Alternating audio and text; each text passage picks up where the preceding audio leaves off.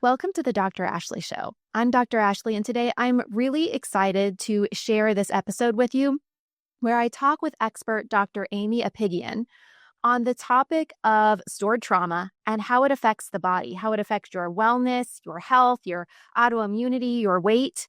So first, I'd love to introduce Dr. Aimie. She is a double board certified physician specializing in preventive and addiction medicine. She holds a master's degree in biochemistry and public health with additional training in psychosomatic, functional medicine, and mental health nutrition. Dr. Aimie integrates various trauma therapies, including instinctual trauma response model and somatic experience, focusing on cellular level trauma. Inspired by her experience as a foster adoptive mother, she founded the Mind Body Biology Institute and hosts the Biology of Trauma podcast. She's been featured on multiple platforms and spoken at prestigious institutions like Oxford University. Her work addresses the mind, body, and biology for true healing. Now, I definitely learned a ton during this episode, and I hope that you do too. All right, let's dive in. Dr. Aimie, welcome to the show. I've been really excited to have you on, super grateful, because I think what you deal with and your expertise is going to be super helpful to those of us who have been going through weight loss, or on the other side of it, all of these things. So thank you so much. I am super honored. I'm excited for this conversation because you're right. Like, stored trauma is right at the center of weight loss, weight gain, metabolism, energy. So we are talking about the elephant in the room. Yeah, and I don't think many people realize the impact that trauma can have when it has such significant influence on how it shapes our health, our well-being, our weight. When it comes to weight loss, we often focus on calories, macros, we focus on movement, but your work suggests that trauma can often override the best laid plans. So I would love for you to share how unresolved trauma actually interferes with the body's ability to drop weight and keep it off. And what an important topic, because I've been there myself. I have been in the place where I was 30 pounds overweight and I couldn't drop the weight. In fact, at that time, I was so desperate to lose weight because I felt like that was the single most important source of my unhappiness. If I could only lose weight and look better, I would feel better and it would solve so many other problems. And I became so desperate that I went on a keto diet, which ultimately helped contribute to my crash, which my crash was autoimmunity, chronic fatigue, and one day waking up and not being able to get out of bed. So these have been my patients, and I have been that patient. And yes, what I would want people to know is that really the most important thing for your health, for your body, and for its ability to be at a healthy weight is your nervous system.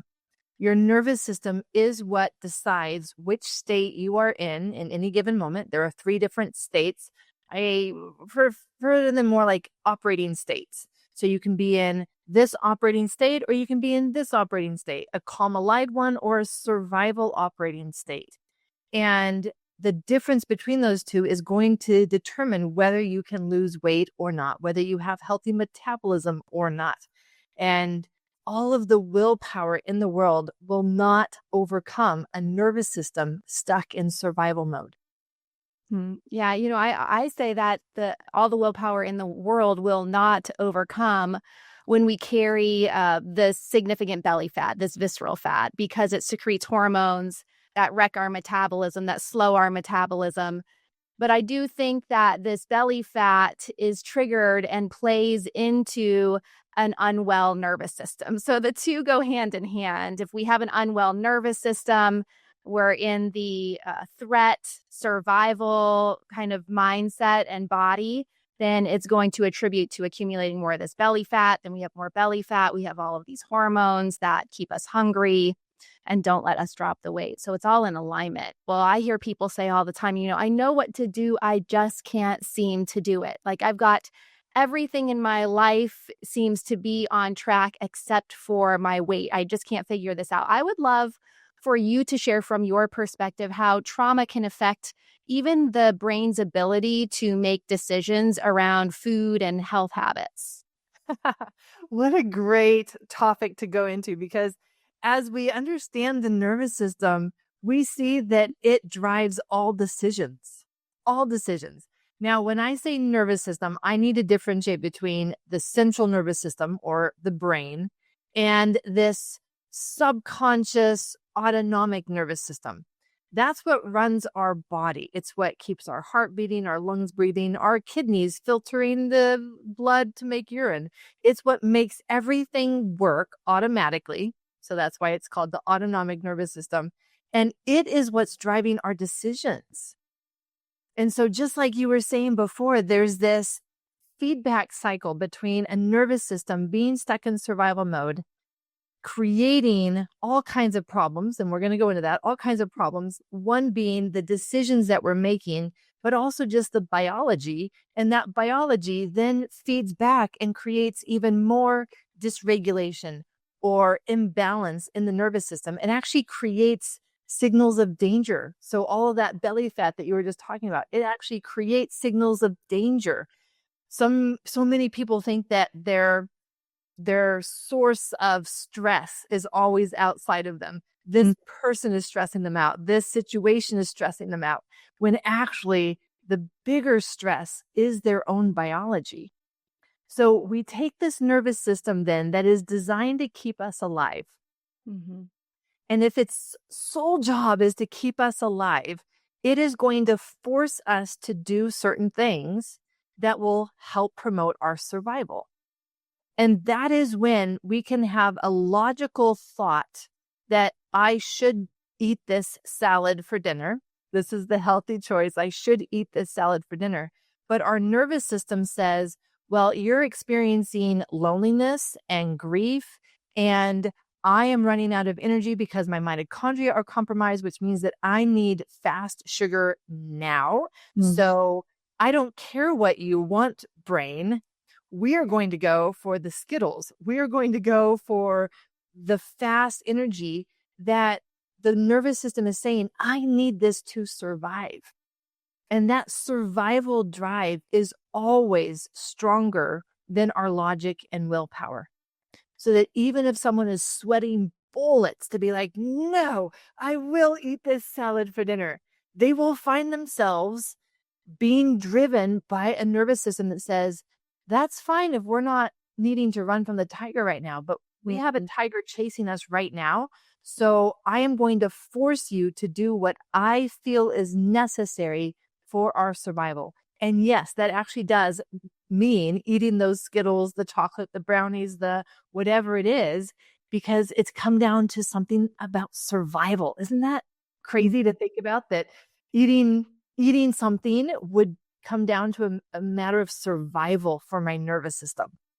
Yeah, the body never makes a mistake. It's so intelligent. And so it eats those Skittles, and then it's going to take those Skittles and store it as fat around the belly, because that is the quickest store of energy that the body has. If you think of us from ancestral days running from the tiger, we need quick energy. Well, we can access the quickest energy from that sugar, like you said. And if we have excess of it, which these days we do, we're going to store it in the belly area, because we can pull from that area quickly and more easily because it has more receptors there as well. So they're all signs and symptoms of this elevated stress response. I think a lot of people might be aware that they've got a stress metabolism, that there's stress going on in their lives, but how can you decipher between stress and stored trauma? I don't think as many people are aware of, oh my gosh, this could be something that my body's been holding on to for years. Can you talk about the difference between the two and what the signs and symptoms might be of it being something beyond just stress, but something that has been stored in the body for a long time? And this was so many of my patients, Dr. Ashley. So many of my patients would come, they'd sit in front of me, and they would have some form of chronic health condition, whether it was a diagnosis already or just an issue that they couldn't seem to resolve. And as I got smarter, I started asking about different experiences in their lifetime, but more some of those internal experiences that I'm sure we'll get to. And patient after patient would start by saying, oh, well, no, my childhood was fine. I mean, It was stressful, but it wasn't traumatic. I didn't get abused. I didn't get neglected. My parents didn't go to jail. Maybe they had done the adverse childhood experiences score and maybe they had a low score, or maybe they had a high score and they were saying, but I've moved on. That was back then. I've moved on. Time after time, this was the story that I was getting. And they weren't recognizing the difference between stress and trauma and the impact of that going forward in their life. That no, as an adult, especially if it was trauma, it would have impacted the body in a different way. So it's important to know this because if it's stress, it takes one response. If it's trauma, it's a different approach that we need to take. The nervous system has one operating mode for stress and a different operating mode for trauma. The difference between those two is whether the nervous system, or we, subconsciously feel, perceive, or sense that we are capable, that we have the resources that it takes for us to solve and overcome this problem in our life right now. So if at any moment we start to feel, perceive, realize that, no, I don't think that I have what it takes to overcome this problem. I don't think I have the resources. And maybe those resources are just being able to understand even why is this happening? What is happening? Or the resources of having someone there with us who sees this, who can feel that with us, can be there with us. And so as a result, we feel all alone. And so these are the resources that allow us to either feel capable when we have them, or we start to feel powerless. And that idea of feeling powerless, trapped, and all alone is the trifecta for a trauma response. That's helpful. Mm-hmm. If we feel that I haven't explored all my options yet, there's something else that I can try, let me do one more thing, then that's still in the stress mode because I'm actively taking action. Whereas once I reach that point where I feel like I've done my best and my best was not good enough, then I only go through the motions after that. And this has a terminology called the chronic functional freeze. It's where most high functioning people live, a chronic functional freeze where they are still doing their responsibilities. They're still going through their day. They may still be very, very high functioning. But underneath it all, there's just this growing exhaustion. And there's this growing sense of life is hard and I have to push through. And that's what we start doing. We start pushing our body rather than feeling so resourced that we feel compelled, we feel uplifted. We don't feel that heaviness that comes with the trauma biology. So that would be another difference that people can use to understand, am I in stress right now, or is my body in a trauma response? What's my energy level? Trauma is an energy problem. When we have energy, we will be in stress. We will feel that our energy is a resource for us. And I will just add that adrenaline, the main stress hormone, gives us energy. And so when we feel our body responding to that adrenaline when a problem arises, we can see our body feeling capable, feeling strong. In fact, the stress response can make us even stronger than we normally are, superhuman strength if we need to run away from that tiger. But if when we feel that adrenaline rush, instead we feel a different response, we feel that scare, that terror, that panic, and then we feel our body just kind of shut down, then that's when we know that we've gone into the trauma response, where now we feel that heaviness instead of the energy. We feel the exhaustion instead of the superhuman strength that the stress response gives us. So many people have thought that stress is bad. Stress is not bad. Stress is just a part of what the body does. Just like the trauma response. The trauma response is not bad. It's just what the body does to help us survive. But being able to know the difference between the two allows us to know, where is my body right now? Because that's going to determine what I can do to help my body come out of either stress or trauma, but they will need different approaches. And then what would you share with folks who aren't used to listening to their body? I mean, how can they even start doing that? Is it to sit in a quiet place alone and listen? Like, can you start back at the basics there? Oh, Dr. Ashley. So when you were coming out of your experience with performance and ballet, I imagine that even though people perceive that you had to be very connected with your body to do that, you actually were quite disconnected from your body. Yes. Yes. And it's been one of my biggest challenges to overcome and I think I'm still doing that, is learning how to listen to one's body. So that's why I'm asking you this question. Yes. And let's tease this out a little bit, because this is, again, so important. And I think that this has become one of the biggest problems in our society as a whole, is that we live disconnected from our own body to the point that we don't even know that we're disconnected. When you were in ballet, did you know that you were disconnected from your body? No, because I was, deeply in it all the time and could feel pain a lot. But I would just ignore that and continue to work through. And there's that pushing through. Mm-hmm. Right? So there was your manifestation, just the expression of the chronic functional freeze for you, was that it was there in the background and you did whatever you needed to do to survive and to ignore that, to distract that, to make it go away in order for you to be able to perform, because your survival, your sense of survival was based on that at that time. So we take people who are coming from that place and we're like, okay, now I want you to feel your body.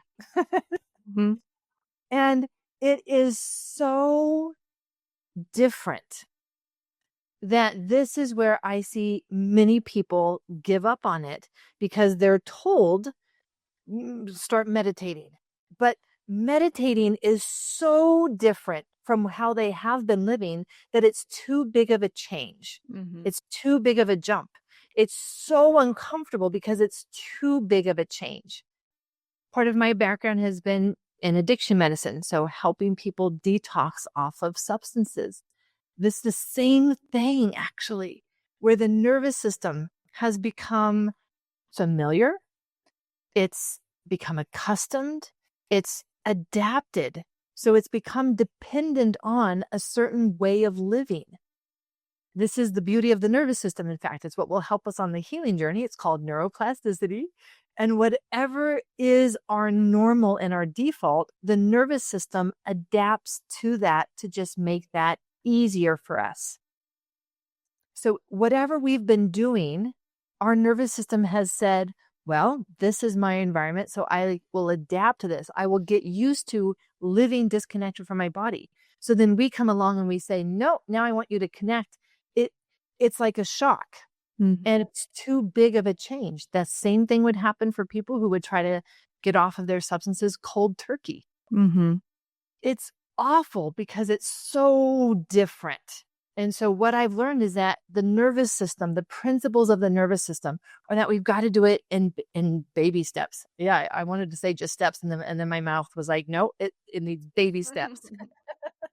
And I call it microdosing safety, because that's what it takes. If we come in and we say, we've never felt safe connecting with my body because there's pain, there's feelings, there's emotions. I don't want to deal with those. I'd rather just be able to do and not feel. To make that change, it's got to require micro moments of, well, let's just tap in for 5 seconds and then that be it. 10 seconds and then that be it. Now, I will tell you, Dr. Ashley, well, I guess I could probably ask you, Because when we start that process, those of us who are perfectionists or recovering perfectionists, we're going to have a hard time with that because we don't like to microdose anything. We don't like to baby step anything. We are all in and we want to do it all the way and we want to do it right the first time. So this is why the struggle is real. Healing in our kind of world with our kind of backgrounds is not the easy path. Mm-hmm. And so being able to recognize that actually you will go farther, faster when you slow things down. Mm-hmm. When we try to go fast, when we try to do too much, actually our body shuts back down and says, see, I can't even trust you to keep me safe. And then our body won't talk to us. And there are many people that have come through my courses and they say, my body is not even talking to me yet. I don't even feel anything. I just feel numb. Nothing's happening as I start this somatic work to connect with my body. And then sometimes for some of them, it hasn't been until 3 weeks into the practice. For you and I, if that had happened to us when we were first starting, 3 weeks, are you kidding me? As perfectionists, we would not have even probably waited around for 3 weeks unless we had had someone explain that, no, this is normal. And given how long you've been living this way, this is going to take some time for your body to even trust you to open up to you. Because all you've done is beat it up, criticized it, judged it, hated it, and pushed it. Why should it talk to you? Why should it now trust you? It's not. It's going to take time to develop trust.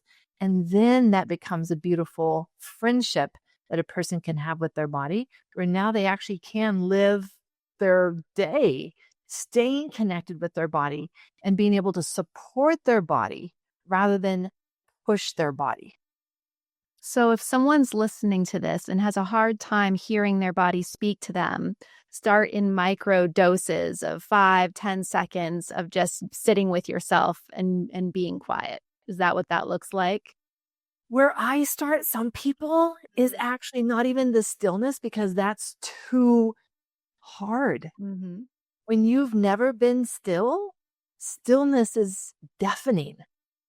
It's actually loud because of all the stuff inside that's shouting to be heard. So what I often start people with is connecting with their body in a way that doesn't require stillness. So sometimes I'll even start people with just feeling their heartbeat. So you've got a large artery in your neck and you can feel your own heartbeat. Now, the value of doing something like this is that it's using your mind to connect with something specific rather than being generic and just saying, well, just be with yourself for a moment. Just be still. The mind does not know what to do with that when it's never done that before. So giving it something specific to put its attention on is so helpful. There's also an artery here in your wrist. So I will say, let's find that artery. It takes a little time to find the artery, which guess what? In that time, they're actually connecting with their body because they're feeling their wrist. And, oh, I have a bone here and I've never noticed this bone before. And look at those tissues. And, oh, now I'm starting to feel that artery. In the process, they're connecting with their body. But because it's an active process rather than a passive process, they seem to tolerate it easier if they are one who has been so disconnected from their body that their body is really not speaking to them at this point. Mm-hmm. And pain is not a form of speaking to you. No. Maybe if you're just really not listening to your body and it's yelling at you. Exactly. That's more yelling. That's not actually talking and having a relationship. But it's true. I mean, when I was in my dancing days, and actually the transition out of dancing was one of the most difficult times in my life because it was my identity. I did not like just being by myself. Not that I would do anything to hurt myself, but I just was so uncomfortable with the thoughts in my head and how busy it was. And just, I was always, on the move, pushing my body, working through pain. That being with myself was the most uncomfortable, scariest thing. And I think it's so valuable that you have normalized that for people. And this is why I love the work that you do and how you show up and tell your story. Because everyone experiences that who still has stored trauma. They don't like to be with their own thoughts. They don't like to be with their own feelings. It's so uncomfortable. But yet to say that, to acknowledge that, or sometimes even to recognize that feels weird to say. And so it's often unsaid. And then a person feels like they're different from everyone else because they feel like they're trying to hide something from other people. And they wouldn't want people to know that actually it's really uncomfortable for me to be still. So for you to come out and just be so open about that process for yourself, I think is so helpful for the high functioning people out there. Yeah. And meditation, I think even for me, at least, I probably have a very busy mind, but even so, I've been meditating for over a decade and it's still very loud in there. And to normalize that, right? And to be able to say that that's not bad. That's where your nervous system is at. I would be very curious to see if you have a methylation imbalance. I would guess that, like me, you are an undermethylator. I do have methylated B vitamin. Okay. You have the profile. Let's just say you have the profile of an undermethylator. So I was going to assume that I am as well. And I never understood how much my own biology was creating just this busyness. So I hated it. I thought it was something bad. I thought it was something wrong with me. And then when I learned that, no, this is just my biology, well, then I turned to, so how can I support my biology? Because I want to be a person who is present, focused, who can go deep with people and not be antsy and restless and just be waiting for the next thing that I can go do. And so knowing that this is my biology, it's not my psychology, it's my biology. And there are ways to support my biology. And then I can be the kind of person that I want to be and show up in the world in the way that I want to show up. Yeah, that's important. What would you say are some markers that you look for to gauge progress as well? So there are these markers, methylated Bs, different aspects associated with our biology that impact how we show up. But what are the markers that might gauge our progress? And depending upon how those present, how do you adjust and the approach? Yeah. This is where I like to come and I like to see each person and what they're coming with. For those people with autoimmunity, well, their markers of progress will be different than someone with metabolic syndrome and weight issues. So whatever a person, they have their expression of a biology of trauma. And knowing where their biology is at then helps us know this is our starting point. And now let's just track. Now, it is true that I don't just track metrics or biometrics or labs, because actually what I'm trying to track more than that is, how do you feel? How are you showing up in the world? Are you becoming more your authentic person? Are you even learning what your true authentic self is? Because that's often where we need to start. And so I'm tracking all of that progress, because the emotional progress does match the underlying biology progress. And there have been many patients, let's just take the autoimmunity as an example. That is one where we can look at their levels up front. What are your levels in your blood of your autoimmune markers, your antibodies? For me, it was ANA. For others, it may be a different one depending on their autoimmunity. But over time, if we're supporting the body and healing the trauma, then those should change, because that is what this healing journey is about. It's actually reversing and supporting our biology at that level. Now, one aspect that is universal to many people is oxidative stress. So whether you have metabolic issues, whether you have autoimmune issues, fatigue issues, any of it, it seems that one of the central features of stored trauma in the body is oxidative stress. Oxidative stress then creates all of these other problems, including brain fog, the visceral fat, the mitochondrial damage that makes us have less energy. So the oxidative stress can be a marker as well, and being able to assess what is the degree of damage, and especially how close am I to causing a trigger of a chronic health condition because of these high levels of oxidative stress. Mm-hmm. It's interesting that you mentioned autoimmunity, and autoimmunity is basically the body fighting itself. Do you see more autoimmunity in folks who have stored trauma because they're basically on another level fighting themselves and not listening to their body? I would say that everyone with autoimmunity has trauma biology. Interesting. And oftentimes, now that we have the data and the science, we can really correlate autoimmunity with early childhood experiences, things that would have happened even pre-verbal oftentimes. So it doesn't matter if a person says, well, I don't think I had trauma. We're not looking for a big bad event. We are looking for the pattern in your nervous system that would have developed at a certain time, sometimes 2 months, sometimes in the first 2 days. There's something called global high intensity activation.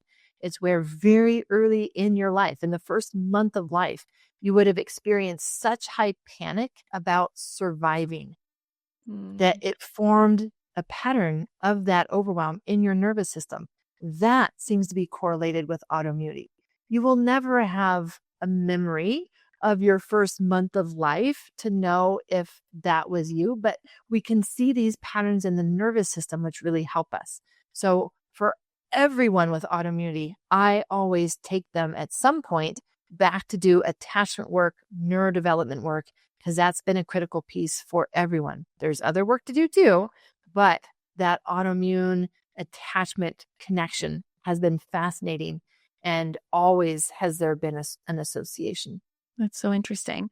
And then why is inflammation a hallmark of unresolved trauma? How are those two things linked together? So we have oxidative stress, we have autoimmunity. Why inflammation? Yeah.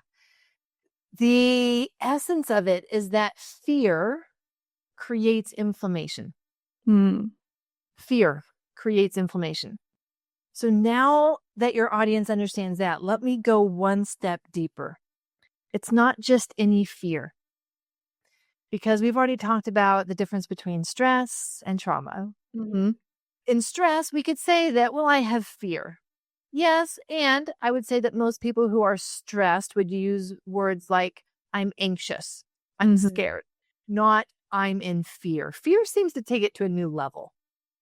Mm-hmm. And when we look at the hormones that are released during the stress response, cortisol is one of them.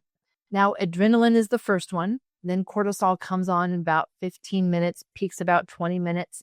Now, the whole function of cortisol is to protect us from the adrenaline. The adrenaline is actually the one that's causing a lot of tissue damage, which is why when I'm looking at someone with chronic fatigue, I'm looking at adrenaline. How much adrenaline are they secreting? Because that's what's continuing to damage their tissues. That's why many of them tend to have high copper, a copper excess, because high copper secretes more adrenaline. So just naturally, without even more stress in their life, their body is pumping out more adrenaline. And that adrenaline, without being used up, creates damage. So cortisol comes on board to protect us from adrenaline. It's fabulous. It's a brilliant mechanism. But yet we've labeled cortisol as bad. We've said, no, cortisol is the bad stress hormone. And the more cortisol you have, the worse it is. No, that's not true. In fact, in the hospital, when I was working in the emergency room, covering the emergency room while surgery residency, I would give cortisol shots to people who had inflammation to calm down the inflammation. So people come in with an asthma attack. Their airway is so inflamed, it's closing off. They're going to stop breathing. What do? We give them a version of cortisol, because cortisol decreases inflammation. So let's not say that stress and cortisol cause inflammation. That is not what we need to have as labeling it as the culprit. Fear is the culprit. Fear is what creates inflammation. And the word that I'm going to use is very intentional now. It is on the level of terror. So very few people actually use that word. I'm terrified.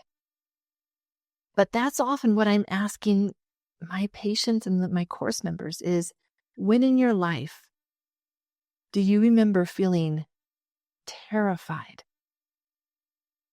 And I'll tell you a quick story because it really helps other people understand high functioning women who don't think that they've had trauma in their childhood, but yet they have the autoimmunity or they have these other features of stored trauma.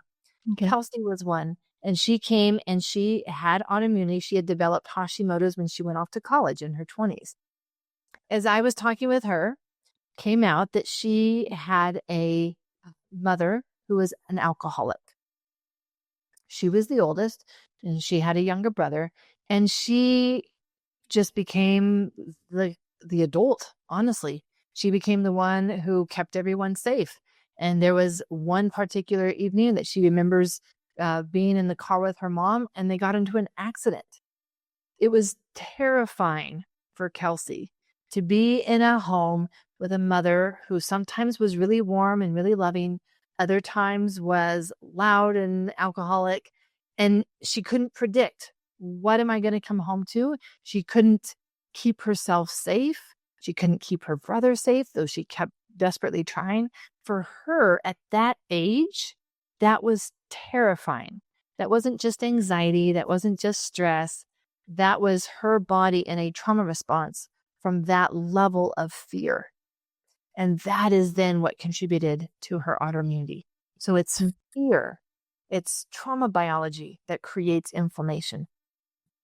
Can you give a few other examples of trauma in ways that people might not think it's correlated or is defined as such? This is such an important question because as we look at what is trauma, so many people look at what has happened. They look for events.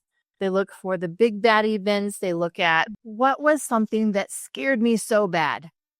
But oftentimes the trauma was other things. And so in order to look at stored trauma now, we really want to look at what are the patterns that are showing up in your life now.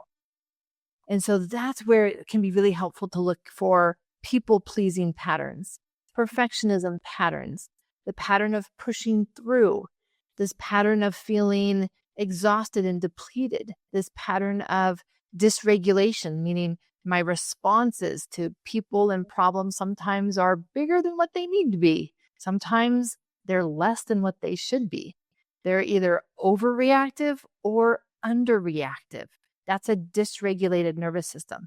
And then we can look for the diseases. So stored trauma only leads to disease. Stored trauma in the body never leads to health. That's impossible. That's a different train. And so being able to see these are the expressions of stored trauma allows us to be able to see, whether I recognize it or not, my body is storing trauma. Then we can go back.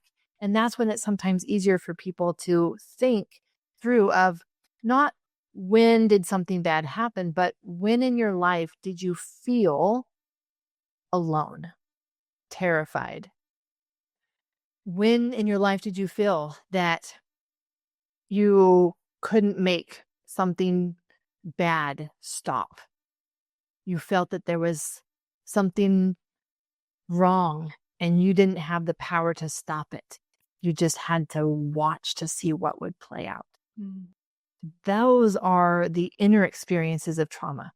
So I think it's so helpful for people to understand the inner experience as opposed to labeling an event as a qualifying trauma.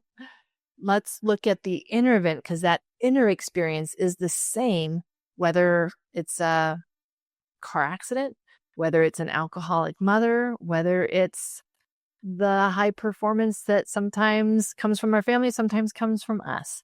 There's all kinds of ways to get to that place, but that place is always the same. There is a universal trauma response in the body, and that is it. It's this feeling of being alone and terrified and unable to process what's happening.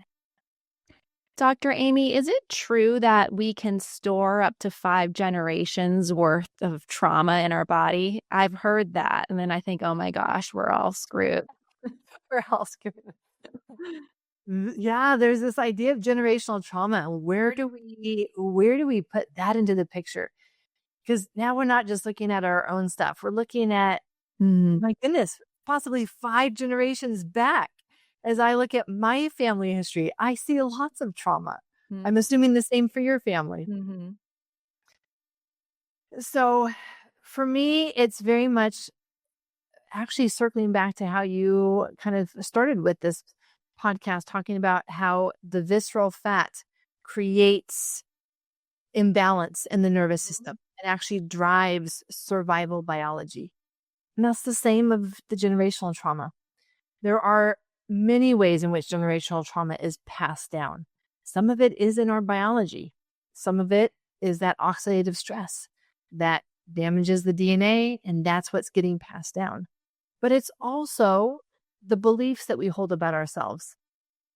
And depending on your ancestors, you may still have that belief of, I have to work hard in order to deserve happiness.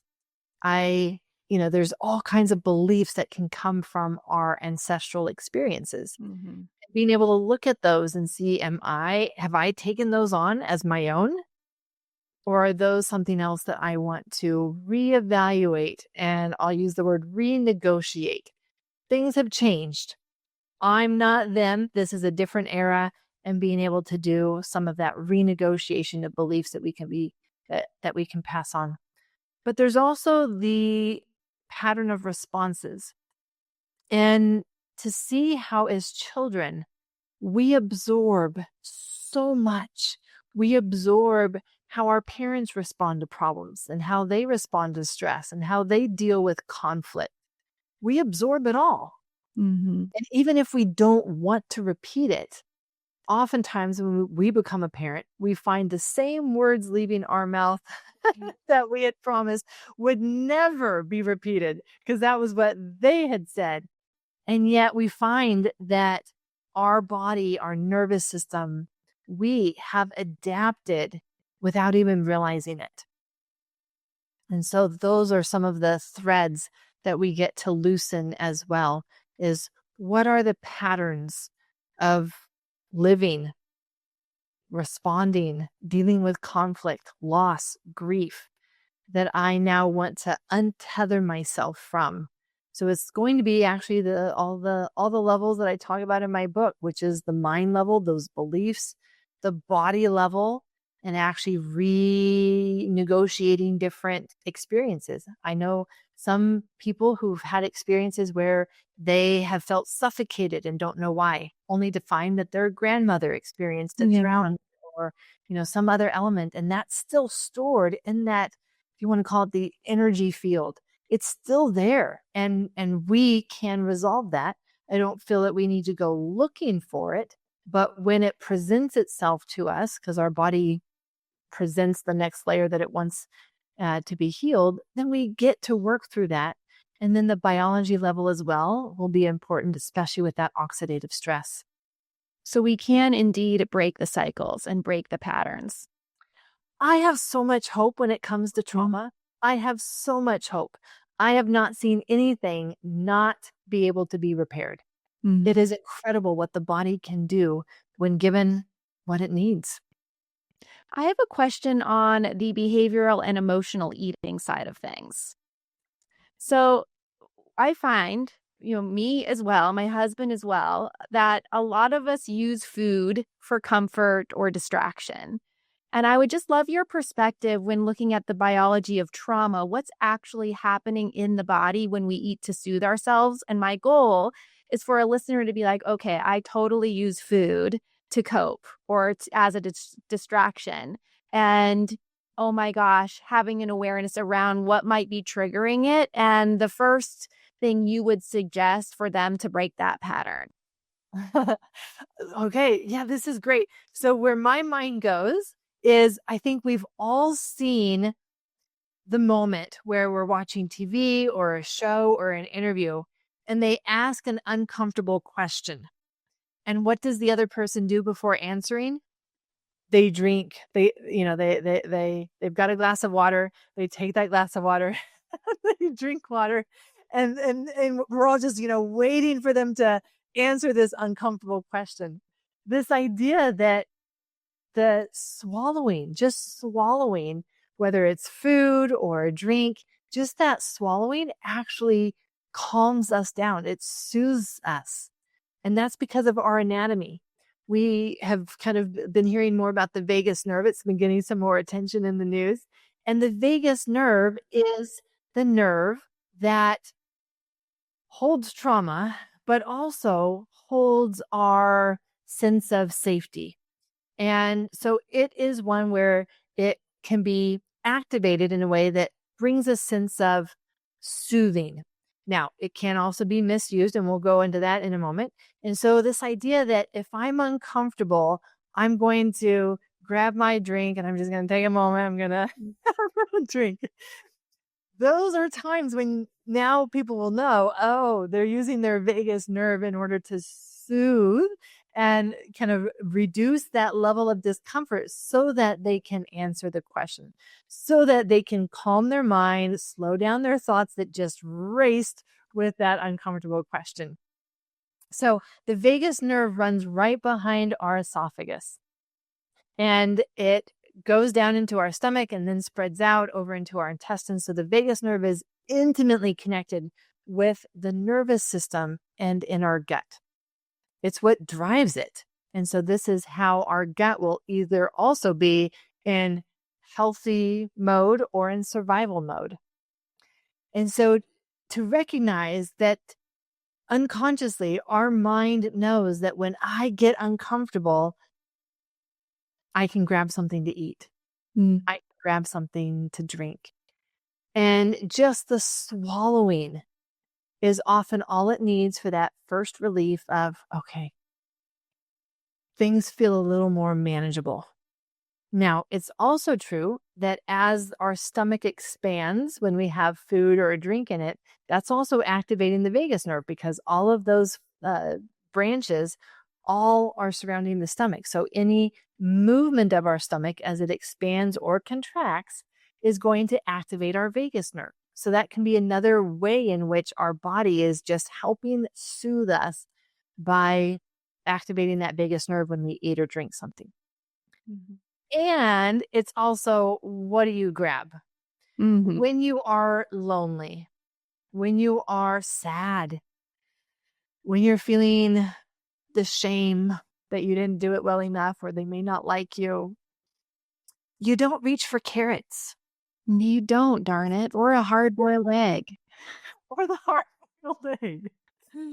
You're reaching for foods that will give you a very specific neurochemical shift. Mm-hmm. That neurochemical shift is helping decrease those uncomfortable feelings, numb them so that you can figure out, what do I need to do? Mm-hmm. So the science behind that is that some of those foods are releasing dopamine. Dopamine is a feel-good neurochemical. Sugar will activate dopamine. And for some of those foods, they actually may be also releasing adrenaline. Adrenaline is going to give you energy. It's going to give you that sense of, okay, then let me do something right now about it, as opposed to allowing myself to feel these uncomfortable feelings that I don't want to feel right now. So dopamine and adrenaline both help us to not feel things. We also can crave protein sometimes, and that can be a reflection of needing more serotonin.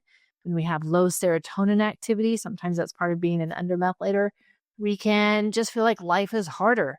And so we'll notice perhaps craving protein as a way of our body saying, I need more serotonin. But we also look at some of the foods that contain dairy and gluten.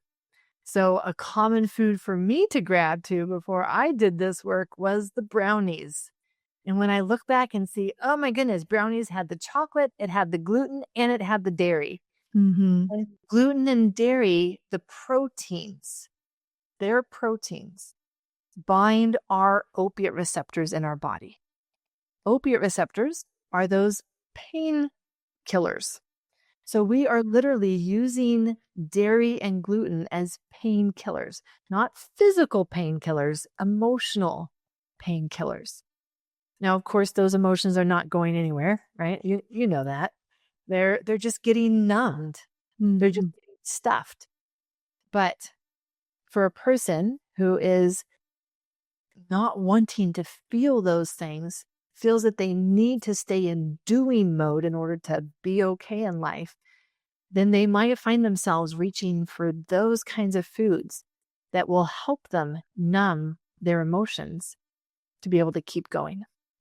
So the specific foods we crave are relating to the types of emotions we might be experiencing and would prefer not to.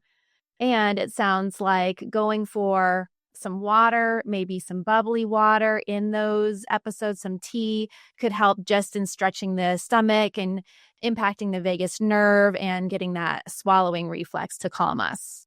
Yes, we still do have our swallowing reflex. We can use it for our benefit without having to go for some of the other foods that then will only cause the weight gain and more inflammation and that visceral fat.